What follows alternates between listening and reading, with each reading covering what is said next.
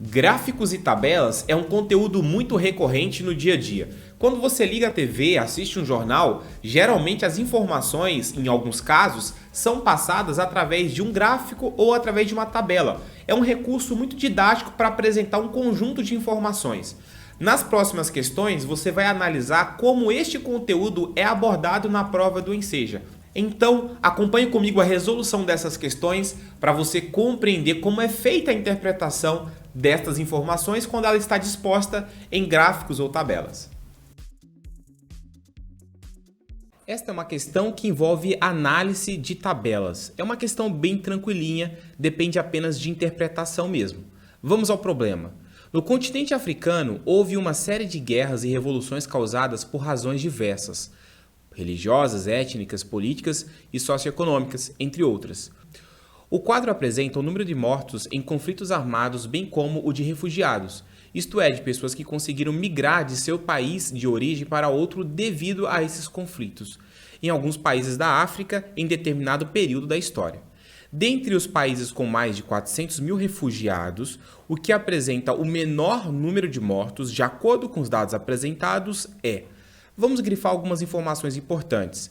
Dentre os países com mais de 400 mil refugiados, o que apresenta o menor número de mortos, de acordo com os dados apresentados, é...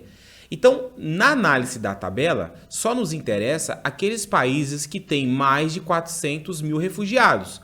Quais são eles? Sudão, que tem 448 mil, a Ruanda, com 1,5 milhão, a Somália, com 480 mil, e a Libéria, com 800 mil.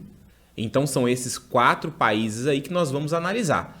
E o que o problema está querendo? Aquele país que apresenta o menor número de mortos. Então, olha aqui o Sudão, 40 mil, aqui é 500 mil, aqui embaixo 350 e a Libéria 150 mil. Desses daqui, você concorda comigo que o país que possui a menor quantidade de mortos é o Sudão, com 40 mil mortos?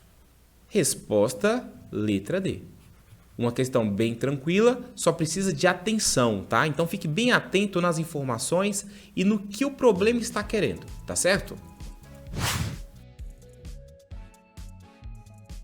Este problema envolve a análise de gráficos e tabelas. O problema diz o seguinte: o técnico de um maratonista está monitorando os tempos obtidos pelo atleta em seu treinamento.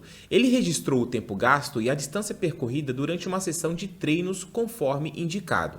Em seguida, observou que o tempo gasto era diretamente proporcional à distância percorrida. E aí nós temos aqui uma tabela mostrando a distância percorrida pelo atleta e o tempo gasto. E observe que o tempo gasto sempre é proporcional à distância.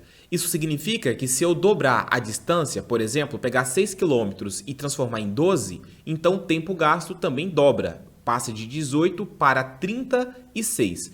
E aqui a tabela fornece alguns valores, por exemplo, 10 km gasta-se 30 minutos, 14 km 42 minutos e assim por diante. Para a divulgação impressa desses resultados, optaram pela apresentação dos dados observados em um gráfico cartesiano, mostrando a distância percorrida D e o tempo gasto T. Qual gráfico representa a relação entre a distância percorrida D e o tempo gasto T? Então, nós temos aqui 4 opções de gráficos.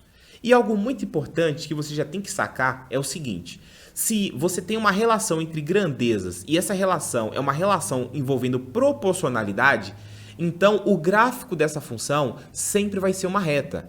Inclusive, esta tabela aqui, ela pode ser pensada como uma função chamada função do primeiro grau ou função afim. E gráficos de função afim ou função do primeiro grau sempre vai ser uma reta. Por exemplo, o gráfico da letra B, você observa que não existe proporcionalidade. Aqui o crescimento ele é mais lento e, de repente, ele se torna acelerado. Ele aumenta muito bruscamente o gráfico.